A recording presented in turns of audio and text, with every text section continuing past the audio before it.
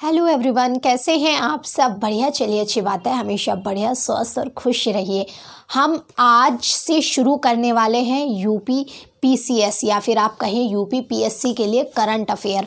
और आप सब जानते हैं कि यूपी पीएससी के लिए ये बुक लक्ष्य वाली बहुत महत्व रखती है, बहुत ज़्यादा महत्व रखती है और इससे बच्चे पढ़ते भी हैं, इसे टॉपर्स भी सजेस्ट करते हैं और बहुत काफ़ी सारे लोग इसे सजेस्ट करते हैं कि अगर आपको ईयरली करंट अफेयर्स कवर करना है तो हिंदी माध्यम के लिए ये बहुत अच्छी, हिंदी की बहुत अच्छी करंट अफेयर ईयरली बुक है। देखिए इसमें कहाँ से कहाँ तक 1 दिसंबर 2019 से 18 दिसंबर 2020 तक क्या पूरा है, यानी कि 1 साल का पूरा आप इसे कह सकते हैं वार्षिकी पूरा करंट अफेयर्स है।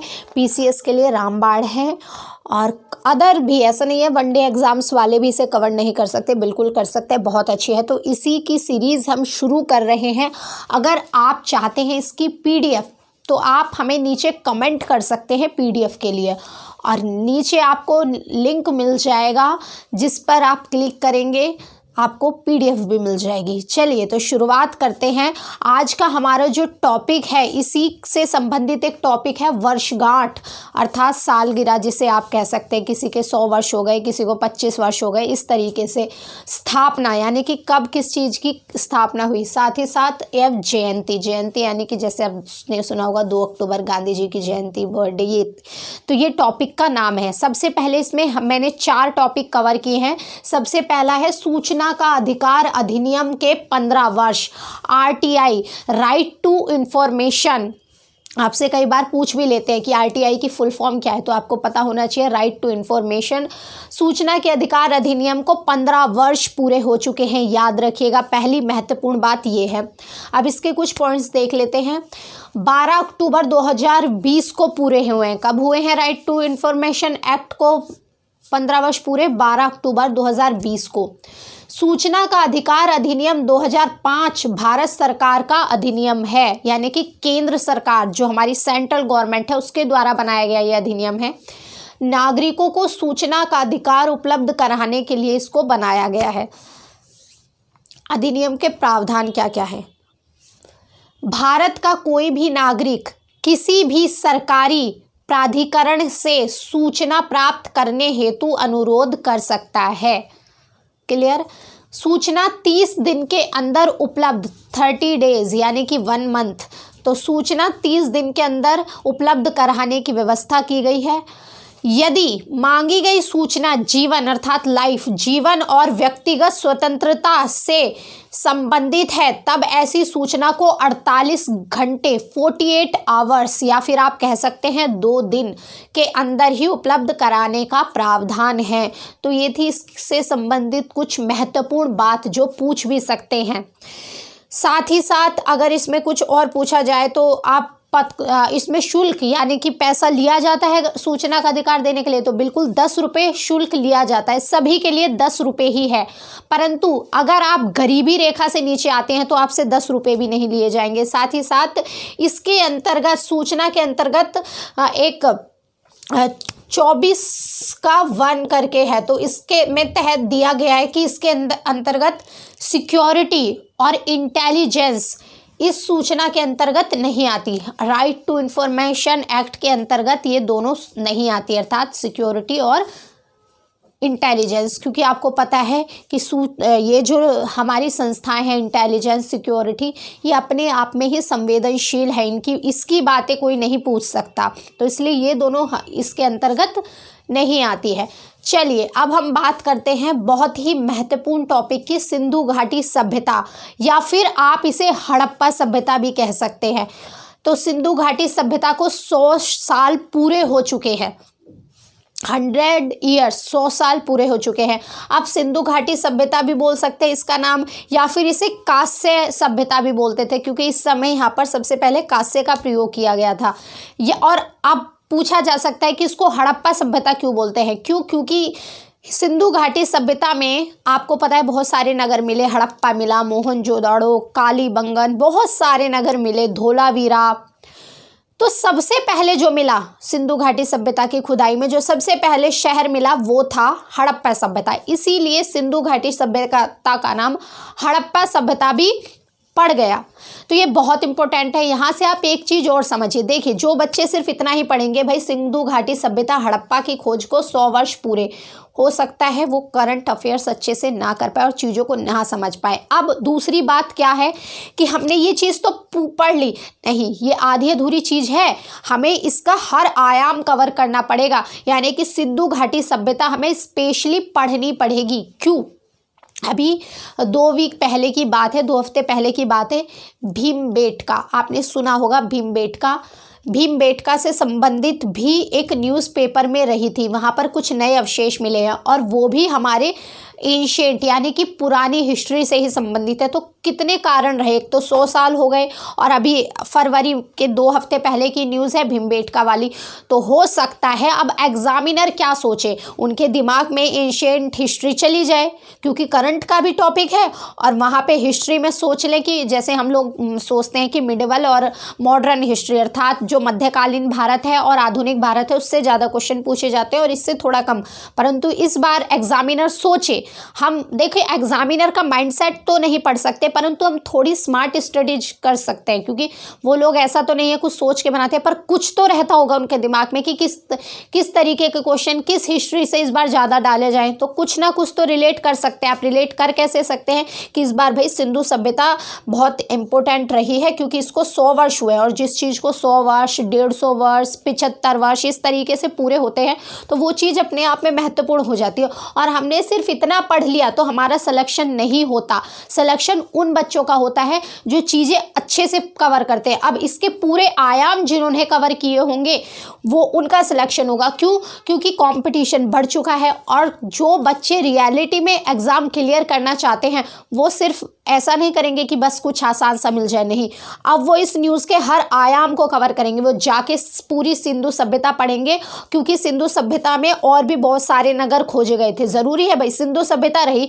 नहीं पूछे सिर्फ वो सिंधु सभ्यता के बारे में, जो अदर जो आए इसमें जो नगर और खोजे गए, धोलावीरा, कालीबंगन, राखीगढ़ी, इतने सारे आ गए तो हो सकता है उनसे पूछ ले। तो अब जो बच्चे सेलेक्ट होंगे यानी कि जिनको रियलिटी में सिलेक्शन चाहिए, जो आराम कहते हैं ना, जब तक सिलेक्शन नहीं होता तो आराम हराम है। आपको स्मार्ट के साथ थोड़ा थोड़ा मेहनत भी करनी पड़ती है, ये नहीं कि सारा काम स्मार्ट स्ट्रेटेजी में बस पका पकाया मिल जाए। तो वो बच्चे क्या करेंगे, सिंधु घाटी सभ्यता, अब उन्हें पता चल गया यहाँ से कि सिंधु घाटी सभ्यता को 100 साल हो गए, वो बच्चे पूरा कवर करेंगे सिंधु घाटी सभ्यता। और फिर उन बच्चों का सिलेक्शन कौन रोक सकता है? पूछ लो, किस भी आयाम से पूछना है, जिस भी आयाम से पूछना चाहते हो पूछ लो। चलिए हम सिर्फ यहाँ बात करने हैं सिंधु घाटी सभ्यता की। तो सिंधु घाटी सभ्यता हड़प्पा सभ्यता की खोज के 100 वर्ष पूरे हो चुके हैं। अब तक ज्ञात सभ्यताओं में ये सबसे प्राचीन है। हड़प्पा की खोज 1921 में दयाराम साहनी के द्वारा की गई थी। मोहनजोदाड़ो की खोज 1922 में राखलदास बनर्जी के द्वारा की गई थी। तो ये 2 यहाँ पे लिख दिए गए हैं, बाकी आपको पूरा कवर, मेरा तो यही मानना है कि पूरा कवर करके चलेंगे तभी सिलेक्शन होगा, क्योंकि कंपटीशन बढ़ गया है। जो लोग थोड़ा हार्ड वर्क भी करते हैं, स्मार्ट वर्क के साथ अपने स्तर पर भी काम करते हैं, उन्हीं का सिलेक्शन होता है। मेरी बात याद रखिएगा आप इस चीज़ को। चलिए अब बात करते हैं राष्ट्रीय हरित अधिकरण की। इसको 10 वर्ष कंप्लीट हो गए हैं, इसकी 10वीं वर्षगांठ बनाई गई है। कब बनाई गई? 18 अक्टूबर 2020 को। कब बनाई गई? 18 अक्टूबर 2020 को राष्ट्रीय हरित अधिकरण, NGT भी बोलते हैं जिसे, नेशनल ग्रीन ट्रिब्यूनल। तो NGT को की 10वीं वर्षगांठ बनाई गई। इसकी स्थापना कब हुई थी? स्थापना हुई थी 18 अक्टूबर 2010 को। यह एक विशिष्ट निकाय है और याद रखिएगा ये एक वैधानिक निकाय है, संवैधानिक नहीं। संवैधानिक वो जो जिनका जिक्र संविधान में होता है और वैधानिक वह होते हैं जो बाद में विधि के द्वारा बनाए जाते हैं, बाद में जिनकी आवश्यकता महसूस हुई और हमने लॉ के थ्रू पास करके जिनको बनाया, तो ये वैधानिक निकाय है। क्या कहा जा रहा है, यह एक विशिष्ट निकाय है जो कि पर्यावरण एनवायरनमेंट से संबंधित विवादों, बहुअनुशासिक मामलों आदि को संचालित करने के लिए सभी आवश्यक तंत्रों से सुसज्जित है। इसका गठन पर्यावरण सुरक्षा तथा वन संरक्षण और अन्य प्राकृतिक संसाधन सहित पर्यावरण से संबंधित किसी भी कानूनी अधिकार के प्रवर्तन और क्षतिग्रस्त संपत्ति के लिए अनुतोष व क्षतिपूर्ति प्रदान करने और इससे जुड़े हुए मामलों का प्रभावशाली और तीव्र गति से निपटारा करने के लिए किया गया है। आपको पता है हमारे यहाँ पर वर्तमान समय में जो न्यायालय उनमें वैसे ही बहुत सारा उनके कंधों पर बोझ है। अब कुछ जो एनवायरनमेंट से संबंधित बातें हैं वो इसके तहत देखी जाती है, क्योंकि भाई कभी किसी ने इस जगह किसी ऐसी जगह फैक्ट्री लगा लिया, कोई काम शुरू कर दिया जिससे एनवायरनमेंट को बहुत ज़्यादा नुकसान हुआ, उसकी क्षतिपूर्ति कैसे भरपाई होगी, तो इसके लिए एक न्यायालय आप कह सकते हैं इसको, तो इसके गठन की आवश्यकता महसूस हुई, तब इसको गठन किया गया। क्योंकि हमारे न्यायालय जो हम आम भाषा में आम न्यायालय जिन्हें कहते हैं उसमें वैसे ही उसके काम का इतना बोझ है, फिर ऊपर से ये चीज़ें, और इसका निपटान भी जल्दी करना होता है, तो इस कारण से इसकी स्थापना की गई। साथ ही साथ आपसे एक महत्वपूर्ण चीज़ें पूछी जा सकती है। वो महत्वपूर्ण चीज़ क्या हो सकती है इससे, वो हो सकती है कि भारत में एनजीटी है, नेशनल ग्रीन ट्रिब्यूनल है, परंतु ये स्थापित यानी कि स्थापना करने वाला कितने नंबर का देश है, तो भारत 3rd नंबर का देश है जिसमें एनजीटी है यानी कि राष्ट्रीय हरित अधिकरण है। इससे पहले ऑस्ट्रेलिया और न्यूजीलैंड में है। तो ये कुछ क्वेश्चन है जिनको आपको पता होना चाहिए। साथ ही साथ इसका मुख्यालय जो है वो दिल्ली में है, दिल्ली में मुख्यालय है, और इसके साथ ही 4 अलग अलग क्षेत्रीय कार्यालय भी हैं। एक तो दिल्ली में तो है ही, दिल्ली में आप कह सकते हैं दिल्ली में एक मुख्यालय है इसका, पर 4 क्षेत्रीय न्यायालय हैं। वो कहाँ का है, भोपाल, पुणे, कोलकाता और चेन्नई, तो 4 अलग अलग इसके न्यायालय हैं। साथ ही साथ हम अब बात करने वाले हैं भारत में इंटरनेट के 25 वर्ष पूरे। ये भी एक महत्वपूर्ण है क्योंकि आप सब नए इंटरनेट चलाते हैं, तो ये भी एक महत्वपूर्ण बात है। ऐसा नहीं है कि इंटरनेट को 25 वर्ष ही हुए हैं, इससे पहले भी 1986 में ही आप कह सकते हैं 1986 में 1986 में ही इंटरनेट आ चुका था, परंतु उस समय सिर्फ शिक्षा के क्षेत्र में या फिर थोड़े बहुत आप मतलब ज़रूरत के हिसाब से पूरा किया जाता था। शिक्षा वगैरह के क्षेत्र में इतने ब्रॉड स्तर पर, बड़े स्तर पर इंटरनेट का प्रयोग नहीं किया जाता था। परंतु 15 अगस्त 1995 बहुत महत्वपूर्ण, देखिए 15 अगस्त को ही हमारा देश भी आज़ाद हुआ था, तो 15 अगस्त 1995 को में 1995 में विदेश संचार निगम लिमिटेड के द्वारा सबसे पहले लॉन्च किया गया, लाया गया भारत में इंटरनेट 1995 में। तो अब देख लेते हैं इसके कुछ महत्वपूर्ण बातें इससे संबंधित। 2020 में भारत में इंटरनेट के 25 साल पूरे, 75 करोड़ उपभोक्ताओं का आंकड़ा पार। आपसे ये आंकड़े भी पूछ सकते हैं। 75 करोड़ का उपभोक्ता है वर्तमान में हमारे देश में 2020 तक इंटरनेट यूज़र्स जो है। प्रत्येक महीने यानी कि हर मंथ, प्रत्येक महीने हर व्यक्ति 12 GB डाटा का प्रयोग कर रहा है, जो दुनिया में सबसे ज़्यादा है। आपसे पूछ सकते हैं सबसे ज़्यादा डाटा 12 GB जो प्रयोग किया जाता है हर महीने, वो हमारे इंडिया में किया जाता है और प्रत्येक व्यक्ति के द्वारा। साथ ही साथ 5 राज्य शीर्ष 5 राज्य हैं जिसमें 35% इंटरनेट उपयोगिता यानी कि जिसमें सबसे ज़्यादा 35% इंटरनेट का प्रयोग किया जाता है। वो 5 राज्य कौन से, आपसे सीधे तौर पर पूछ सकते हैं। सबसे पहला महाराष्ट्र, इसमें 6.4 करोड़, 6.4 करोड़। आंध्र प्रदेश इसमें 5.9 यानी कि 5.9 करोड़। तमिलनाडु 5.1 करोड़।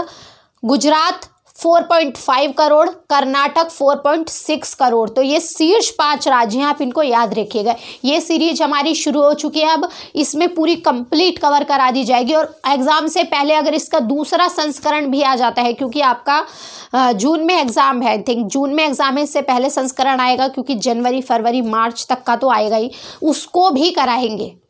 क्लियर? और आप इसकी PDF चाहते हैं तो नीचे कमेंट कीजिएगा और फिर आपको PDF भेज दी जाएगी। आज के लिए इतना ही, धन्यवाद।